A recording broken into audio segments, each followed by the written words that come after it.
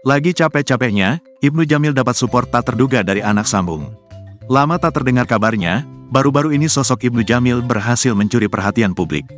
Lewat sebuah video yang diunggahnya, Ibu Jamil tampak tengah asyik berolahraga lari di tengah malam. Lewat momen kali ini, diketahui Ibnu sedang mempersiapkan diri untuk mengikuti lomba lari maraton. Meski terlihat mulai kelelahan, pemain series Gadis Kretek mendapatkan semangat yang tak terduga. Siapa sangka, sosok bocah bernama Abigail Ketelia Putri mendadak muncul dan memberikan semangat kepada sang ayah. Bocah yang kerap disapa Yaya bertemu sang ayah ketika dirinya berada di mobil.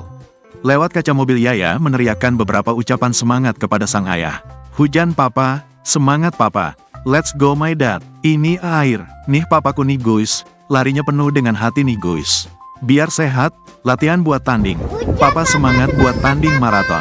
Hati-hati papa jalanannya landai papa. I love you papa, tutup anak sambung dari Ibnu Jamil. Melalui unggahan kali ini, interaksi keduanya berhasil menuai berbagai komentar. Netizen mengaku haru saat melihat Yaya memberikan semangat kepada ayah sambungnya itu. Larinya penuh dengan hati nih guys.